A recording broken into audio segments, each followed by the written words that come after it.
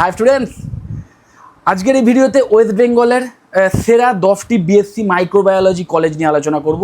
এবং তোমরা নিশ্চয়ই জানো যে আমি সবসময়তেই তোমাদের ইনসিস্ট করি যে শুধু কলেজের ওপর ডিপেন্ড না করে নিজের ওপর ভরসা রাখো, নিজে পড়াশুনো করো, ভালো করে আলাদা করে স্কিল ডেভেলপমেন্ট করো, অনলাইন যে সমস্ত রিসোর্স আছে সেইগুলো থেকে। তো সেইগুলো দিয়ে তো অবশ্যই ভালো কেরিয়ার করা যায়, কিন্তু কিছু কিছু কোর্সেস এমন আছে যে কোর্সগুলোর জন্য কিন্তু কলেজ একটা ভীষণ ইম্পর্ট্যান্ট ফ্যাক্টর। তো অবশ্যই মাইক্রোবায়োলজি সেই টাইপেরই একটি কোর্স, বিএসসি ইন মাইক্রোবায়োলজি সেই টাইপেরই কোর্স, কারণ ল্যাবরেটরির ওপর কলেজের যে ল্যাবরেটরি, সেই ল্যাবরেটরির ওপর একটা হিউজ ডিপেন্ডেন্সি কিন্তু থাকছে। ইন ফিউচারে তুমি কতটা ভালো কেরিয়ার করতে পারবে, ভালো প্লেসমেন্ট পাবে কিনা, এগুলো নির্ভর করবে যে কলেজের ল্যাবটাকে ইউজ করে তুমি কতটা এক্সট্রা স্কিল ডেভেলপ করতে পারছো, হাতে কলমে কতটা কাজ করতে পারছো। এবং সেই ল্যাবে সঠিকভাবে শেখানোর জন্যে খুব ভালো এক্সপিরিয়েন্স ফ্যাকাল্টি মেম্বারদেরও প্রয়োজন। তো অবশ্যই কলেজের কিন্তু ইম্পর্টেন্স আছে এই কোর্সের ক্ষেত্রে। তো প্রথমেই, why BSc microbiology is futuristic, huge demand in biotech, Pharma, health care and food industry. বুঝতেই পারছো এই প্রত্যেকটা ইন্ডাস্ট্রি যে কতটা জায়গান্তিক, আশা করি তোমরা বুঝতে পারছো, এবং কতটা ফিউচার প্রুফ এই ইন্ডাস্ট্রিগুলোর ডিম্যান্ড তো কখনো কমবে না, যত দিন যায় বরং বাড়বে। তো এই সমস্ত ইন্ডাস্ট্রিতে মাইক্রোবায়োলজি পাস করা স্টুডেন্টদের কিন্তু ভীষণ ভীষণ ডিম্যান্ড থাকে। এবং মাথায় রাখবে, শুধু পাস করলেই হবে না, অবশ্যই স্কিল থাকতে হবে, এবং সেই স্কিলের জন্যই কলেজ, কারণ কলেজের ল্যাবের ওপর নির্ভর করতেই হবে। ওকে, এবং government and private sector investing heavily in research and innovation. বিভিন্ন সরকারি এবং বেসরকারি উদ্যোগে এই সমস্ত ইন্ডাস্ট্রি বা এই সমস্ত রিলেটেড বিভিন্ন নতুন নতুন ওষুধ বলো, নতুন নতুন ভ্যাকসিন, বিভিন্ন ফুড প্রসেসিং যে টেকনিক, সেখানেও নতুন ইনোভেশনের জন্যে রিসার্চ ওরিয়েন্টেড বিভিন্ন ফিল্ডের পেছনেও কিন্তু এই সরকারি বা বেসরকারি উদ্যোগে হিউজ ইনভেস্টমেন্ট হচ্ছে। তো বুঝতেই পারছো সেখানেও প্রচুর নতুন ওপেনিংস আসছে। যে টাইপের কেরিয়ার অপশান তোমরা ইন ফিউচারে পেতে পারো, দেখো, মাইক্রোবায়োলজিস্ট হতে পারো, রিসার্চ সায়েন্টিস্ট হতে পারো, ল্যাব অ্যানালিস্ট হতে পারো, ফার্মা ইন্ডাস্ট্রি এক্সপার্ট হতে পারো।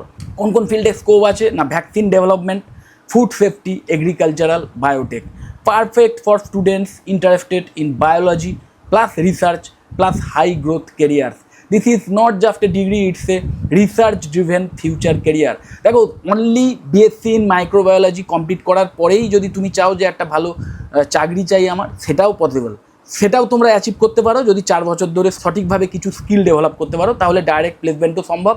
আর যদি মনে করো যে না, আমি আরও হায়ার স্টাডিজ করে রিসার্চ ফিল্ডে যেতে চাই, রিসার্চ সায়েন্টিস্ট হতে চাই, তাহলে অবশ্যই এমএসসি দেন পিএইচডি এগুলো করার পর রিসার্চ ফিল্ডে গিয়েও দুর্দান্ত কেরিয়ার অপ্ট করতে পারো।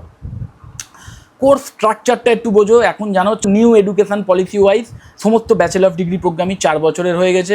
তো এই যে 4 বছরের প্রোগ্রাম, এখানে অনার্স উইথ রিসার্চ থাকছে, এক্সিট অপশান থাকছে। 3 বছরের কোর্স যদি কমপ্লিট করো তাহলে জাস্ট ডিগ্রিটা পাবে, কিন্তু যদি আরও 1 বছর মানে টোটাল 4 ইয়ার যদি কমপ্লিট করতে পারো তাহলে রিসার্চ স্পেশালাইজেশনও পেয়ে যাবে, এবং যেটা কিন্তু হাইলি রেকমেন্ডেড, বিশেষ করে এই টাইপের ফিল্ডে। এখানে যতটা তোমার এডুকেশনাল যে ব্যাকগ্রাউন্ডটা যত স্ট্রং হবে না, তত কিন্তু ভালো কেরিয়ারের সুযোগ থাকবে। তো অবশ্যই 4 year complete bachelor of degree প্রোগ্রামটাই রেকমেন্ডেড।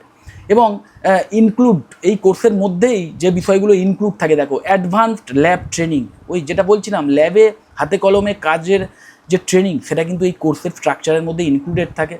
রিসার্চ প্রজেক্টস, বিভিন্ন প্রজেক্টস করার সুযোগ থাকছে, কলেজই তোমাদের হেল্প করবে, কারিকুলামে আছে।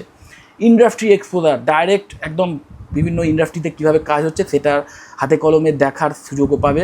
বিভিন্ন কলেজ থেকে বিভিন্ন ইন্ডাস্ট্রি ওরিয়েন্টেড ট্রেনিংয়ের ব্যবস্থা করা হয়। ওকে, তো প্রথমেই যে কলেজটি থাকছে মৌলানা আজাদ কলেজ, কলকাতায় অবস্থিত। হাইলি রেপুটেড, সরকারি একটি খুব রেপুটেড কলেজ, সরকারি কলেজ তো বটেই, এবং বুঝতেই পারছো যে কারণে যে টোটাল ফিস সেটা কিন্তু ভীষণ ভীষণ অ্যাফোর্ডেবল। অ্যাডমিশন অবশ্যই সরকারি কলেজে মেরিট বেসডই হবে, best for low budget students. তারপরেই যেটা থাকছে Swami Vivekananda institute of modern science বা SVIMS কলকাতা, একটি প্রাইভেট কলেজ, সোনারপুরের কাছে অবস্থিত, এবং এখানে 4 year full time bachelor degree প্রোগ্রামই অফার করা হয়। ফিস অ্যাপ্রক্সিমেট ধরে রাখতে পারো ওই 2.5 লাখ টাকার মধ্যেই। তাও এক্স্যাক্ট ফিস জানার জন্য ডাইরেক্ট কলেজের ওয়েবসাইট ভিজিট করো, সেখান থেকে কন্ট্যাক্ট ডিটেলস নাও, বা সেখানে যে অ্যাডমিশান ইনকোয়ারি ফর্ম থাকে সেটা ফিল আপ করো, তাহলে সেই কলেজের থেকেই ডাইরেক্ট কলেজ সম্পর্কে আরও ডিটেল পেয়ে যাবে। অ্যাডমিশান ক্রাইটেরিয়া কি না, ক্লাস 12-এর যে মার্কস তার ভিত্তিতেই অ্যাডমিশান হয় নর্মালি এই সমস্ত প্রাইভেট কলেজগুলিতে। কিছু কিছু প্রাইভেট কলেজে নিজস্ব এন্ট্রান্স এক্সাম থাকতে পারে বা কমন এন্ট্রান্স টেস্টের ব্যবস্থা আছে, ম্যাকআউট অ্যাফিলিয়েটেড কলেজ যেগুলো। ওকে, তো ম্যাকআউটের যে সিইটি বা কমন এন্ট্রান্স টেস্টের যে ব্যবস্থা আছে তার মাধ্যম দিয়েও অ্যাডমিশান হতে পারে। তো এক্স্যাক্ট অ্যাডমিশান ক্রাইটেরিয়া জানার জন্য ওই কলেজেই কন্ট্যাক্ট করতে হবে। কি অ্যাডভান্টেজ কি না, ইন্ডাস্ট্রি ওরিয়েন্টেড কারিকুলাম ফলো করে কলেজটি, অ্যাডভান্স ল্যাব আছে, ল্যাবের কোয়ালিটি খুব ভালো এবং এক্সপিরিয়েন্স ফ্যাকাল্টি মেম্বারও পেয়ে যাবে এই কলেজে। তো বুঝতেই পারছো শেখার জন্য খুব ভালো একটি ইনস্টিটিউশন এবং প্র্যাকটিক্যাল ট্রেনিংয়ের ব্যবস্থা আছে, প্লেসমেন্টের ভালো সাপোর্ট কিন্তু এই কলেজ থেকে পেতে পারো। সো অবশ্যই প্রাইভেট কলেজগুলির মধ্যে একটি খুব ভালো অপশান কিন্তু এই এসভিএমএস কলকাতা। তারপরেই থাকছে টেকনো ইন্ডিয়া ইউনিভার্সিটি, একটি প্রাইভেট ইউনিভার্সিটি। ফিস অ্যাপ্রক্সিমেট বারবার বলছি 2.5 লাখ টাকার কাছাকাছি, কিন্তু এক্স্যাক্ট ফিস ডাইরেক্ট কলেজে কন্ট্যাক্ট করে জেনে নিও। Strong placement support, industry exposure খুব ভালো, গুড ইনফ্রাস্ট্রাকচার, এই সমস্ত কিছুর জন্য কিন্তু ইউনিভার্সিটি যথেষ্ট নাম করা। জেআইএস ইউনিভার্সিটি থাকছে অবশ্যই, যে টোটাল ফিস 3.5 লাখ টাকার কাছাকাছি, তাও এক্স্যাক্ট ফিস ডাইরেক্ট কলেজ থেকে যোগাযোগ করে জেনে নিও। হাইলাইটস কি না, রিসার্চ ওরিয়েন্টেড কারিকুলাম ফলো করে, মডার্ন ল্যাব আছে এবং গ্রোয়িং প্লেসমেন্ট রেকর্ড। প্লেসমেন্ট রেকর্ডের ওপর যদিও আমি খুব একটা ভরসা করি না, কিন্তু প্লেসমেন্টের সাপোর্ট ভালো দেয় এই ইউনিভার্সিটি। সিস্টার নিবেদিতা ইউনিভার্সিটি থাকছে তারপরেই। এখানে যে ফিস সেটা একটু প্রিমিয়াম ফিস, আমি বলবো 5 লাখ টাকার কাছাকাছি। সেই এক্সট্রা ফিসটা তোমরা দেবে কি দেবে না সেটা তোমাদের ওপর নির্ভর করছে, কিন্তু এমন এক্সপেকটেশান নিয়ে অ্যাডমিশান নিয়েও না কোনো কলেজেই যে এক্সট্রা ফিস দিচ্ছি মানে এক্সট্রা কিছু শিখতে পারবো বা চাকরির ক্ষেত্রে আমার এক্সট্রা কোনো সুবিধা হবে, এমনটা কিন্তু নয়। প্লেসমেন্টের সাপোর্ট এই সমস্ত কলেজই মোরাললেস ভালোই দেয়। তো তোমার যোগ্যতার ওপর তুমি কতটা এফোর্ট দিয়ে শিখছো তার উপরই কিন্তু ডিপেন্ড করবে যে তুমি চাকরিটা পাবে কি পাবে না। ওকে, যাই হোক, তাও এক্স্যাক্ট ফিস জানার জন্য ডাইরেক্ট এই ইউনিভার্সিটিতে যোগাযোগ করে নিও। হাইলাইটস কি না, strong biotech ecosystem, high end lab রয়েছে কলেজটিতে এবং ইন্ডাস্ট্রি টাই আপস রয়েছে। তারপরেই থাকছে অ্যাডামাস ইউনিভার্সিটি এবং এই কলেজেরও যে ফিস সেটা কিন্তু বেশ ভালোই প্রিমিয়াম, প্রায় 6 লাখ টাকার কাছাকাছি। তাও এক্স্যাক্ট ফিস তোমরা ডাইরেক্ট ইউনিভার্সিটিতে যোগাযোগ করে জেনে নিও। রিসার্চ ওরিয়েন্টেড কারিকুলাম ফলো করে এবং ইন্টারন্যাশনাল এক্সপোজারও রয়েছে এবং অ্যাডভান্সড কারিকুলাম কিন্তু ফলো করে ইউনিভার্সিটি। ওকে, দেন জিএনআইপিএফটি বা Guru Nanak institute of pharmaceutical science and technology, এটিও একটি খুব ভালো অপশান হতে পারে। এই কলেজের যে ফিস সেটাও যথেষ্ট অ্যাফোর্ডেবল এবং ফার্মা প্লাস মাইক্রোবায়োলজি ইন্টিগ্রেশনের জন্য এই কলেজটি কিন্তু যথেষ্ট ভালো একটি অপশান হতে পারে। Okay, then IGE institute of genetic engineering, আরেকটি দুর্দান্ত অপশান। এই কলেজের ফিসও কিন্তু যথেষ্ট অ্যাফোর্ডেবল। তো এক্স্যাক্ট ফিস বারবার বলছি, কলেজের ওয়েবসাইট ভিজিট করে বা কলেজে কন্ট্যাক্ট করে জেনে নিও। এবং বেস্ট ফর কোর রিসার্চ ফিল্ডে যাওয়ার জন্য কিন্তু আইডিয়াল হতে পারে কলেজটি। এবং জেনেটিক্স বা মাইক্রোবায়োলজি রিলেটেড যে ডিপার্টমেন্টগুলো সেটা কিন্তু যথেষ্ট স্ট্রং এই কলেজটির। দেন কিংস্টন কলেজ অফ সায়েন্স, এই কলেজের যে ফিস সেটা কিন্তু ভীষণ অ্যাফোর্ডেবল।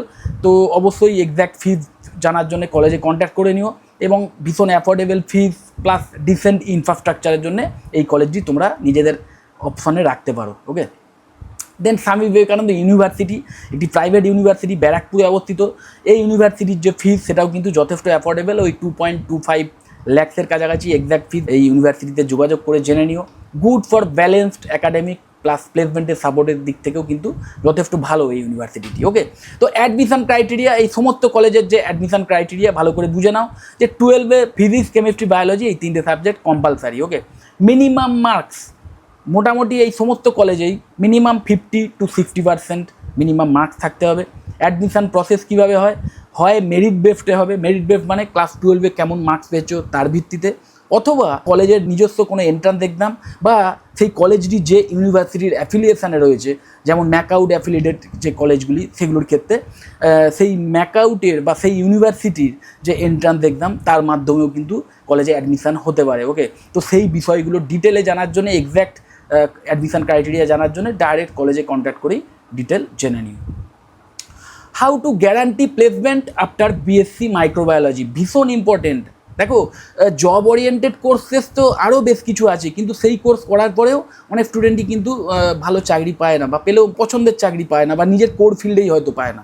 তো সেই ভুলটা কিন্তু করো না। কমপ্লিটলি কলেজের ওপর ডিপেন্ড করে থাকলে কিন্তু আজকের কোনো কোর্স করেই ভালো কেরিয়ার করা সম্ভব নয়। তোমাকে নিজের ইনিশিয়েটিভ নিতে হবে প্রথম দিন থেকেই, অ্যাডমিশানের প্রথম দিন থেকেই কিন্তু নিজের ইনিশিয়েটিভ নিয়ে কিছু স্কিল এক্সট্রা বিল্ড করতে হবে এবং কিছু কিছু ক্ষেত্রে অবশ্যই কলেজের ল্যাবের ওপর ডিপেন্ড করতে হবে। এবং কিছু স্কিল এমনও থাকে যেগুলো তোমাদের কম্পিউটারে বসে বা বাড়িতে বসেই তোমরা নিজেদের ডেস্কটপ বা ল্যাপটপে বিল্ড করতে পারো।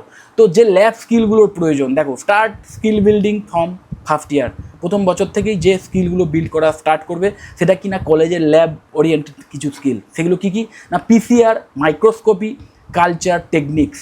ডু ইন্টার্নশিপস এভরি ইয়ার, দেখো প্রতি বছরে না হলেও অ্যাটলিস্ট সেকেন্ড ইয়ার থেকে শুরু করে ফোর্থ ইয়ার অবধি চেষ্টা করবে যে একটা করে ইন্টার্নশিপ যদি অ্যাটলিস্ট পাও বা একটা স্টেডি ইন্টার্নশিপের সুযোগ যদি পাও তাহলে খুব ভালো।